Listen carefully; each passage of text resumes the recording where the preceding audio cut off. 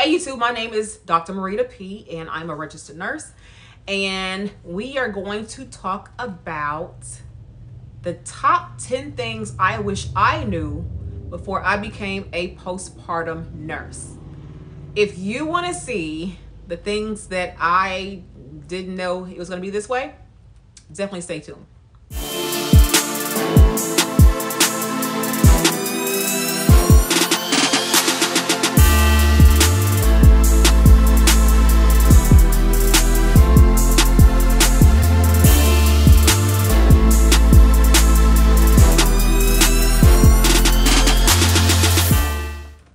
All right, we're back. My name is Dr. Marida P. I am a registered nurse. I've been a nurse for 16 years. I am an OB/GYN well baby nurse. I'm a nurse educator, nurse mentor, nurse consultant, nurse blogger, all kinds of nurse stuff.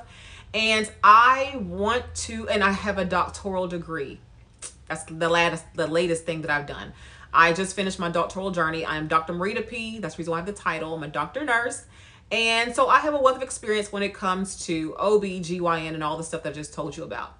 In this video, we're going to talk about the top 10 things, or at least I wouldn't say top 10, but 10 things that I wish I had have known as before I became a postpartum nurse. All right, we're going to go ahead and jump right in. I have my little book here. If you see me looking down from time to time, that is why. So number one, I don't think I thought the workload would be as heavy as it is. We have a ratio of 1 to 6. And in terms of postpartum patients, and that is just moms. I just do postpartum, I do not do couplet care. I just do moms, and we have a nursery nurse that does babies. When they go to couplet care, because I'm about to move out of bedside, they're going to have about 3 to 4 couplets, which is 6 to 8 patients. Now, when it comes to my particular workload of 6 patients, I want you to understand, you may say, well, that doesn't sound like a lot.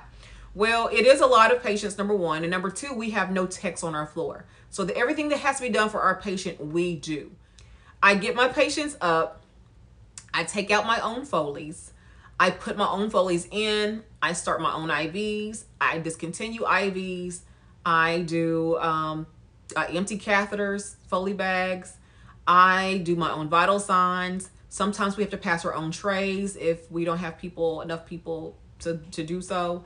We do meds and stuff like that, our assessments, the stuff that nurses do. But the thing is, we have no help. So I do it all. My workload is strenuous when you have 6 patients. Okay. Number two, I don't think I realized that it was a much more complicated specialty than what it is. That basically means that being a much more complicated specialty, that I really thought that there wasn't as many C-sections as there actually is.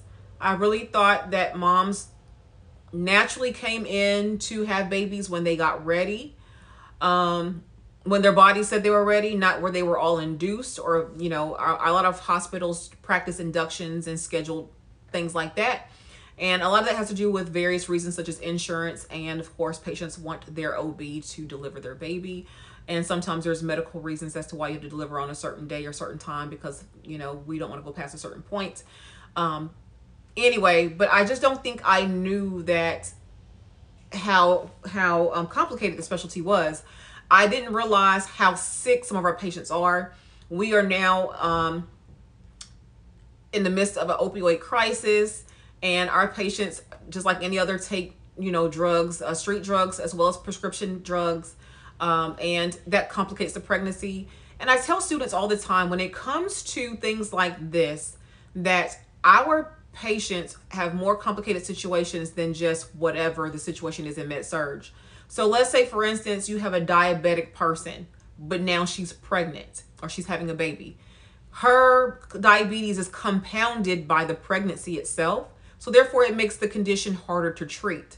So anything that you deal with in a med-surg floor that can happen to someone who's pregnant is compounded by the pregnancy itself. Because she may or may not be breastfeeding, or if she is breastfeeding, there's certain medications she can and cannot have. Because if she's still pregnant for whatever reason, she may or may not be able to take those medications. There's times where we have people who have mental health issues that they need to take their Wellbutrin or whatever they happen to be on. They need to take their medication. So therefore, breastfeeding is not an option for them, because they're going to be, they need their medication, basically. So I don't think I realized how complicated or how complex the specialty was. We not only deal with health issues, but we deal with mental illness as well. So you have people who are mentally ill, who are dealing with having a baby and us having to educate them on how to care for their baby. We have people who are intellectually disabled. So the term used to be mentally retarded, which we don't use that word anymore. It is now called intellectually disabled. And, of course, somebody got them that way. But again, we have to deal with that as well. Or someone who was raped or molested or whatever, and they end up pregnant and they're 12. That it's just complicated all the way around. I don't think I realized. I just thought it was, two people who decided they wanted, or didn't decide. Maybe it was an accident that they got pregnant. But, teen pregnancy is not a big thing to me. I was 20 when I had my first baby. So 20 is old nowadays to have a first baby. 20 old. Okay, I was old to have my first baby at that point in time. It's not advised to have a baby at 20 if you're not ready to have babies and things like that. But I'm just saying, nowadays, if you come in at 16, 17, have a baby, I'm like, not a big deal to me because I see that all the time. I might get shocked at 13. And I'm not shocked anymore. I'm like, 13 years old, having a baby? Okay. My first question is, was it rape or was it something that it was consensual?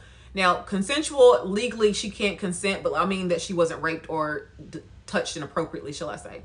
So that's normal to me now. So we have complex issues. It's a complicated specialty to be in.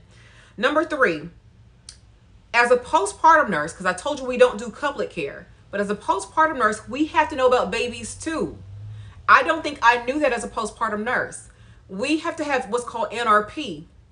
And that basically is neonatal resuscitation programs where we have to kind of know how to keep a baby stable if we get floated to the nursery. And because the babies are in the rooms of the moms, and even though we don't do couplet care, when something goes down with that baby choking, I don't call nursery. I'm the one who has to take care of it because I'm on the floor where the mom is or the baby is. So I don't think I realized I needed to know how to change diapers and how to burp and how to assist mom on breastfeeding. No one told me that to be a postpartum nurse. Again, please understand, I don't do couplet care. In couplet care, you take care of the mom and the baby. It is a couplet. In postpartum, you just or on our floor, postpartum just means you take care of the mom only. So I only take care of the mom. However, if the mom is having issues or she has a question about baby, I typically know how to answer it. I know how to help her get the baby latched if need be. I know how to show her some techniques to wake the baby up. I know how to suction the baby. I know how to feed. I know how to do all these different things. And I don't think I realized as a postpartum nurse that I would need to know that. All right, number 4. Number 4, I mentioned high acuity, and that kind of goes back to number 2 about being a complicated specialty. So our patients are more sick than I ever thought they would ever be. Again, I'm thinking that we're going to have a mom who is coming in to have a baby. She has her baby and she goes to the house. No. That's not how it goes. I just felt like I just thought that baby comes out, we just make sure her bleeding's under control, feel her belly, feel her fundus, rub it, make sure she's good to go, medicate her with her Motrin, send her on her way. A C-section patient is a surgery patient, so we would do some of the similar things, but then make sure that they are on their way home and ready to go home. It's far from that. And then on top of that, I didn't realize, too, being a high acuity floor, that we also took care of antepartum patients on our floor. Antepartum patients are the ones who are still pregnant, but maybe they're there for pyelonephritis, or maybe they're there for hyperemesis, or maybe they're there for other issues. Maybe they're there for preterm labor and it's not time to have a baby yet. And so they're there, it's higher acuity. And then on top of that, we do GYN surgeries as well, gynecological surgeries as well. So female issues, you need to have a hysterectomy, you had a bladder prolapse, you have just female issues and need to have surgeries. We have those on our floor as well. I don't know. I thought they went to med-surg. And in some hospitals, they probably do go to med-surg. But at our facility, or most facilities that I've been to, the GYNs also are on the postpartum floor because of the fact, if there's room, because of the fact that the same doctors, the ones who see the OB patients as well as the GYN patients. So typically, if you're obstetrician and a typically, if you're obstetrician and a gynecologist, OB/GYN, you take care of both patients. You typically take care of women across the lifespan. So therefore, if you're there to have a baby, that physician takes care of that. That same physician takes care of you if you're there to have a female issue. You're there to have a hysterectomy. So typically, he or she likes to have their patients on the same floor, so they don't have to go between floors to see their patients. That's typically the reason why. And plus, they know how their nurses care for their patients. So they typically want them on one floor as well. So with that being said, I don't think I knew, like, what you mean taking care of GYN patients? She didn't have no baby? Yeah, we take care of GYN patients too. So I didn't know that. Actually, that's number 5. That's number 5, that we take care of GYN patients. So number 5 is the GYN part. I didn't realize that we would be taking care of them. So that was number 5. Number 6. I didn't realize as a postpartum nurse, I thought for sure that I would know all I needed to know about being postpartum nurse within a year or two. But I'm still learning at year 16 that it is still on the job training. I am finding myself into new situations that I've never done before that I thought that I would be trained for. But of course, no one trains you for everything. There is no way to know everything when you come out of school or during your orientation period when you become a nurse on that floor or that unit. There's just no way. You learn things as it's presented to you, and you have to use your critical thinking skills. You pull from prior experiences that you have had. And of course, you ask other nurses for help who may have seen or done that before.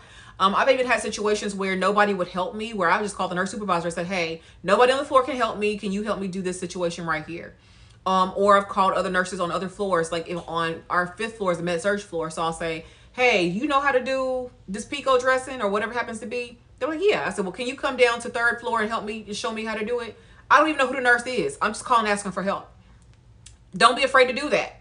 Don't go stick with your floor first if possible, so you can get help. But if you can't and nobody's trying to help you, you better call somebody. You call somebody. There has been times, let me tell you, I got a nurse friend who does he does cardiology, right? And I had a question. I had a mom who had a heart issue. And I'm like, okay, do I get this medication? Do I do this? What should I do? I FaceTimed him at work. I think he was at work too. I FaceTimed him at work, said, hey, I need help with this situation. I said, this is what my situation is. What do I need to do? And he talked me through that situation, and that's exactly what I went and did, and everything was fine. So don't be afraid to phone a nurse friend or do what you got to do. Sometimes I've had to do that before to know how to take care of things. But every situation will not present itself to you in orientation or nursing school. It is literally, as a nurse, you are doing on-the-job training for your entire career. There's always going to be something new that you have never done before that you're like, how do I do this? Or a new policy that rolls out. You're like, when we start doing this policy? Today. That's what, today type of thing. So be mindful of that. That can happen. Number 7, I never knew that I'll be cross-trained to another area of OB. So within 6 months of becoming a nurse, I was cross-trained into, or not becoming a nurse, because I was 6 months on a postpartum floor. Within 6 months, they cross-trained me into nursery. So that was required for that facility. But I definitely encourage you all that if it's not required, that you go ahead and see about, or at least ask on your interview, is it possible for me to be cross-trained to other areas within this unit? So typically in OB, you have postpartum or couplet care. If it's couplet care, then nursery and postpartum is together, called mother-baby care. If it's separate, then you have a separate nursery and you will have a postpartum. NICU and labor and delivery. I recommend you get cross-trained into at least 3 of those areas. Typically, nursery and NICU go together, and typically postpartum and nursery go together. Like, you typically are cross-trained into one area or another. And then some hospitals are wanting you to be cross-trained across the unit. So if they happen to need you, they can float you to whichever ones they need to float you to. But definitely don't be afraid of that. I didn't know that coming into postpartum, but definitely go to another area and learn it, because it makes you more marketable. It makes you may decide you want to do a travel nurse sometime and you want to do something, or you may decide, hey, you know what, there's a hospital who they're not hiring for postpartum, but they're hiring for labor and delivery, and I know how to do that. And you need a job. Go do that job. And you go tell the next employer, hey, I know how to do postpartum, nursery, and postpartum, and labor and delivery. They're like, yeah, you hired, okay? You was definitely hired. So I didn't know that coming in that I'd be cross-trained into the other one. I didn't mind it at all. I'm glad I was cross-trained into nursery. I do have one regret of not learning labor and delivery, but it never presented itself in a situation where I could do labor and delivery and felt safe learning under the circumstances we were in at the time. So that's the reason why I never did go back and learn labor and delivery, but it's never too late. once you're a nurse, you always a nurse. Even though I'm going to academia here soon, I can still go back and say, hey, I want to learn how to do labor and delivery.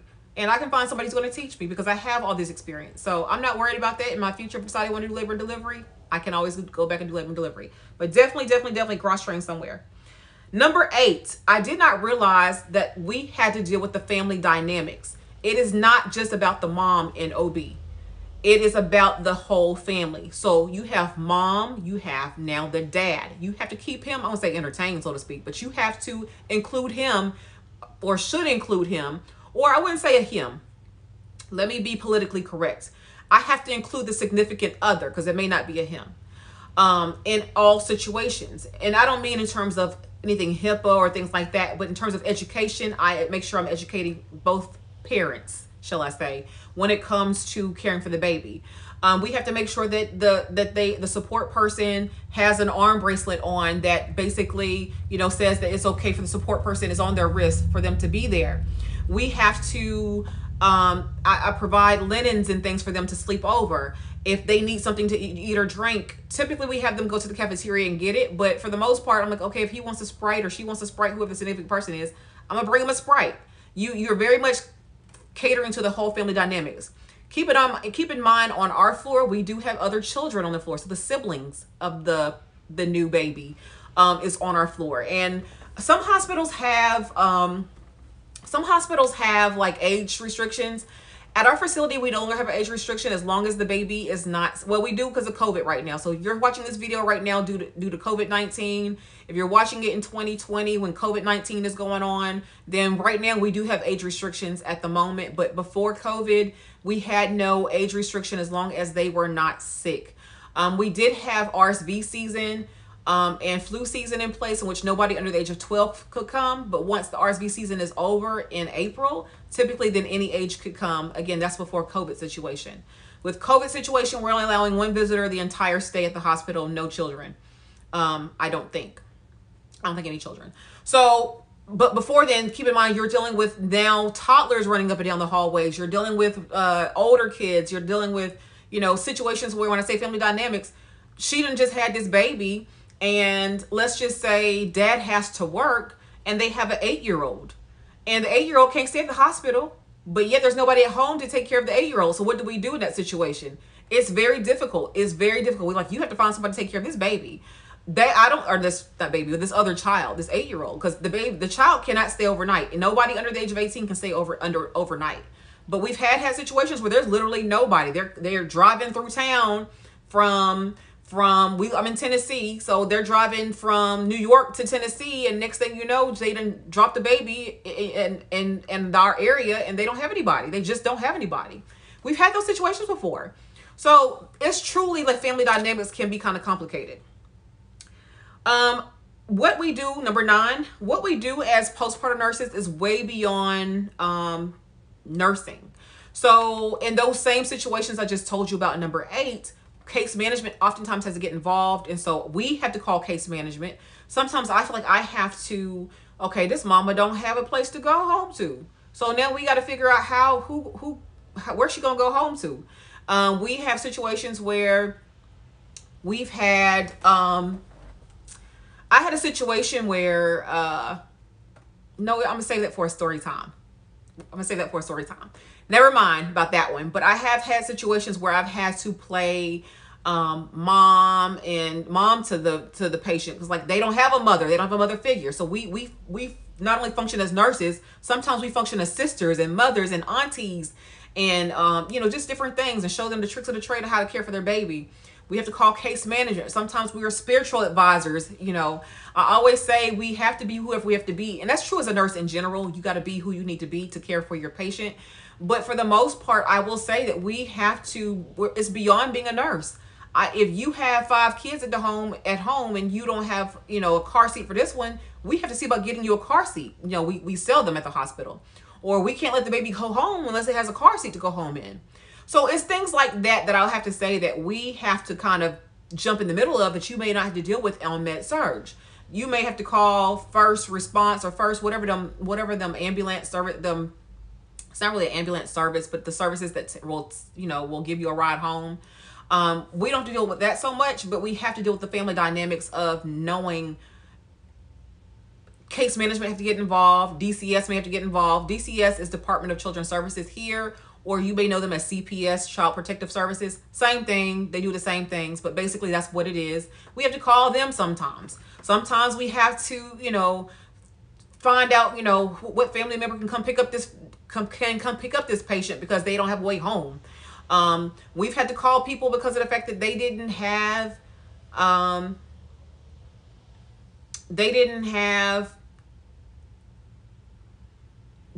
anybody who could advocate for them. They didn't even speak English, and they couldn't even understand the language of their native language because they couldn't read or they couldn't sign things. We have had some situations in OB, okay? So just be mindful of that.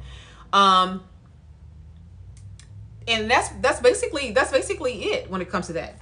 Number 10 is number 10 of the 10 things I wish I knew before becoming a postpartum nurse. Number 10 is that there's not many blacks in OB. It's just not. And that may be by design or default. I don't know. Now, if you live in an urban area, you live maybe like in Atlanta, Detroit, places like that, well, you may see a whole lot of black people on your OB unit, okay, in terms of nurses. But if you live in areas that is not heavily populated by ethnic minorities, you're not going to see a lot of us there in OB. Again, I don't know why, but I will tell you this. At every hospital I've been to, and I've been to probably 4 or 5 different hospitals, I have been maybe at the hospital I'm currently at, it is 4 of us out of 100 nurses, and 100 is rough. So maybe it could be, you know, 90. I don't know how many nurses we have. And I'm speaking of 4 different areas. So I'm speaking of postpartum, nursery, labor and delivery, and NICU. 4 different areas. We probably have collectively about close to 100 nurses. And I want to say that we only have about maybe 4 to 5 of those nurses being black in all 4 areas. 4 or 5, okay? I'm so used to it now, it don't make me a bit of difference. I've been in one hospital where I was the only black nurse on that floor. I don't think I knew that. I don't know why. I don't know. Well, it's never been an issue per se, but I just don't know why I didn't know that it would be that way. And like I said, it's by design or by default. I'm not sure as to which. I couldn't tell you why we do what we do, or why we are not better represented in OB care. But it is what it is. This is the reality. So I wish I had known that before. I don't think it would have swayed me one bit or the other, though, to do what I'm doing. And I say that because of the fact that this is always what I've wanted to do in terms of OB nursing. And I'm one of those who, I don't care how many black people are not there or whatever, I'm going to do what I want to do. But I just do feel that it should be better represented. That's the reason why I'm so excited when I see people comment in my comment section how they want to either go into OB or they're actually an OB nurse. Because I'm like, where y'all been all my life? I have never met this many black people who are into OB specialty, and we tend to gravitate towards one another. Us OB nurses who are minorities tend to gravitate towards one another because there's not many of us that we visibly can see, again, unless you are in an area that is inundated with ethnic minorities. So I'm not talking about those areas, or even here in our Nashville area. Sometimes we will see a lot of more black people in our county hospital, but for the most part, you don't see a whole lot of us. And so again, I don't know why, but it is what it is. I have reasons as to why I think it is, but it is what it is. So that is my top 10. And I don't want to say top 10 because I have so many other things I did not know before becoming a postpartum nurse. But those are just the first 10 things that really came to mind, that jumped out at me when I said, let me do a video on the top 10 things, or 10 things that I wish I had known before becoming a postpartum nurse. So here they are. If you are a OB nurse, or if you are an L&D or OB in general, and some things that you didn't think you knew, comment those in the comment sections below. I would love to chat with you in the comments. As per usual, want you to subscribe and to like and to comment and to share this video, as well as all my other nursing videos that you may see. Definitely follow me on my social media platform of IG. You will see that somewhere on this screen. If you want to follow me on the Nurse Lounge on IG, definitely go over there and follow me. You will see also the link in the banner at the top. Plus, I will have it in the description box below. So thank you for watching this video in its entirety. Until the next time. Again, let's chat in the comments. Bye-bye. Take care.